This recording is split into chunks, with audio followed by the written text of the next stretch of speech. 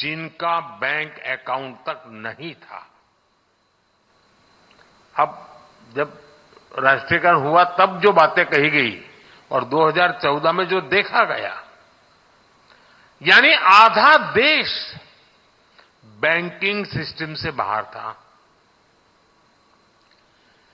क्या कभी हमारे देश में ये मुद्दा बना? लेकिन हमने जनधन योजना को एक मूवमेंट के तौर पर लिया।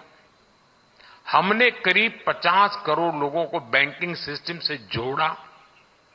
डिजिटल इंडिया और भ्रष्टाचार विरोधी प्रयासों में यही काम हमारा सबसे बड़ा माध्यम बना है। इसी तरह स्वच्छता अभियान, startup India, stand up India जैसे अभियानों को अगर हम देखेंगे, ये वोट बैंक पॉलिटिक्स में कहीं फिट नहीं होते थे। लेकिन बदलते हुए भारत में देश के मीडिया ने इन्हें देश के नेशनल डिस्कोर्स का हिस्सा बनाया। जो स्टार्टअप शब्द 2014 के पहले ज्यादातर लोग जानते भी नहीं थे, उन्हें मीडिया की चर्चाओं ने ही घर घर तक पहुंचा दिया है। साथियों, आप मीडिया के दिग्गज हैं, बहुत अनुभवी हैं। आपके निर्णय देश के मीडिया को भी दिशा देते हैं। इसलिए आज के इस कार्यक्रम में मेरे आपसे कुछ आग्रह भी हैं। साथियों, किसी कार्यक्रम को अगर सरकार शुरू करती है तो ये जरूरी नहीं है कि वो सरकारी कार्यक्रम है। सरकार किसी विचार पर बल देती है तो जरूरी नहीं है कि वो सिर्फ सरकार का ही विचार है। जैसे कि देश ने अमृत महोत्सव मनाया, देश ने हर घर तिरंगा अभियान चलाया। सरकार ने इसकी शुरुआत जरूर की, लेकिन इसको पूरे देश ने अपनाया और आगे बढ़ाया। इसी तरह आज देश पर्यावरण पर इतना जोर दे रहा है, ये राजनीति से हटकर मानवता के भविष्य का विषय है। जैसे कि अभी एक पेड़ मां के नाम ये अभियान शुरू हुआ है। भारत के इस अभियान की दुनिया में भी चर्चा शुरू हो गई है। मैं अभी G7 में गया था, जब मैंने इस विषय को रखा तो उनके लिए बड़ी उत्सुकता थी कि हर एक को अपनी मां का प्रति एक रहता है कि उसको लगता है ये बहुत क्लिक कर जाएगा। हर कोई कह रहा था।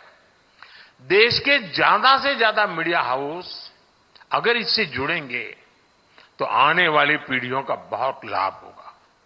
मेरा आग्रह है, ऐसे हर प्रयास को आप देश का प्रयास मानकर उसे आगे बढ़ाएं। ये सरकार का प्रयास नहीं है, देश का है। इस साल हम संविधान का 75वां वर्ष भी मना रहे हैं। संविधान के प्रति नागरिकों में कर्तव्य बोध बढ़े, उनमें जागरूकता बढ़े, इसमें आप सभी की बहुत बड़ी भूमिका हो सकती है। साथियों, एक विषय है टूरिज्म से जुड़ा हुआ भी। टूरिज्म सिर्फ सरकार की नीतियों से नहीं बढ़ता है। जब हम सब मिलकर देश की ब्रांडिंग और मार्केटिंग करते हैं तो देश के सम्मान के साथ साथ देश का टूरिज्म भी बढ़ता है। देश में टूरिज्म बढ़ाने के लिए आप लोग अपने तरीके निकाल सकते हैं। अब जैसे मान लीजिए महाराष्ट्र के सभी अखबार मिलकर के तय करें कि भाई हम सितंबर महीने में बंगाल के टूरिज्म को प्रमोट करेंगे अपनी तरफ से। तो जब महाराष्ट्र के लोग चारों अखबारों में हर तरफ बंगाल बंगाल देखे तो उनको करेगा यार इस बार बंगाल जाने का कार्यक्रम बनाए तो बंगाल का टूरिज्म बढ़ेगा। मान लीजिए आप 3 महीने के बाद तय करेंगे भाई हम तमिलनाडु की सारी चीजों पर सब मिल करके एक ये करेंगे, एक दूसरा करे, ऐसा नहीं, तमिलनाडु फोकस करेंगे। आप देखिए एकदम से महाराष्ट्र के लोग टूर में जाने वाले होंगे तो तमिलनाडु की तरफ जाएंगे। देश के टूरिज्म को बढ़ाने का एक तरीका, और जब आप ऐसा करेंगे तो उन राज्यों में भी महाराष्ट्र के लिए ऐसे ही कैंपेन शुरू होंगे जिसका लाभ महाराष्ट्र को मिलेगा। इससे राज्यों में एक दूसरे के प्रति आकर्षण बढ़ेगा, जिज्ञासा बढ़ेगी और आखिरकार इसका फायदा जिस राज्य में आप ये इनिशिएटिव ले रहे हैं और बिना कोई एक्स्ट्रा प्रयास किए बिना आराम से होने वाला काम है। साथियों, आप सभी से मेरा आग्रह अपनी ग्लोबल प्रेजेंस बढ़ाने को लेकर भी है। हमें सोचना होगा, दुनिया में हम नहीं है as far as media is concern. हम 140 करोड़ लोग के देश हैं। इतना बड़ा देश, इतना सामर्थ्य और संभावनाएं, और बहुत ही कम समय में हम भारत को थर्ड लार्जेस्ट इकोनॉमी होते देखने वाले हैं। अगर भारत की सफलताएं दुनिया के कोने कोने तक पहुंचाने का दायित्व भी आप बहुत बखूबी निभा सकते हैं। आप जानते हैं कि विदेशों में राष्ट्र की छवि का प्रभाव सीधे उसकी इकोनॉमी और ग्रोथ पर पड़ता है।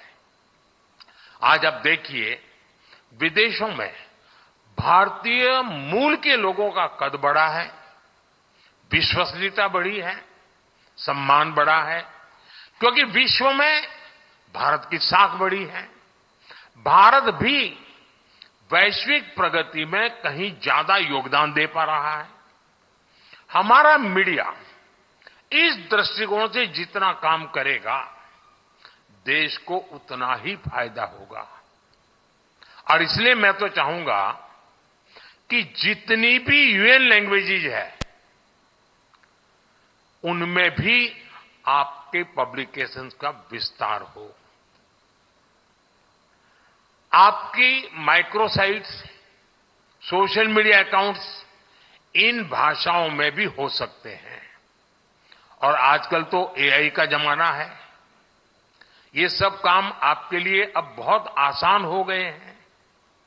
साथियों, मैंने इतने सारे सुझाव आप सबको दे डाले हैं। मुझे मालूम है आपके अखबार में, पत्र पत्रिकाओं में बहुत लिमिटेड स्पेस हो रहती है, लेकिन आजकल हर अखबार पर और हर एक के पास एक पब्लिकेशन के डिजिटल एडिशंस भी पब्लिश हो रहे हैं। वहां न स्पेस की लिमिटेशन है और न ही डिस्ट्रीब्यूशन की कोई समस्या है। मुझे भरोसा है कि आप सब इन सुझावों पर विचार करके नए एक्सपेरिमेंट्स करेंगे और लोकतंत्र को मजबूत बनाएंगे। और मैं पक्का मानता हूं कि आपके लिए एक भले 2 पेज की छोटी एडिशन, जो दुनिया की यूएन की कम से कम लैंग्वेजेज में हो, दुनिया का अधिकतम वर्ग उसको देखता है, पढ़ता है, एम्बेसीज उसको देखती है, और भारत की बात पहुंचाने की एक बहुत बड़ा सोर्स आपकी ये जो डिजिटल एडिशंस है उसमें बन सकता है। आप जितना सशक्त होकर काम करेंगे, देश उतना ही आगे बढ़ेगा। इसी विश्वास के साथ आप सभी का बहुत बहुत धन्यवाद। और आप सबसे मुझे मिलने का अवसर भी मिल गया। मेरी आपको बहुत शुभकामनाएं।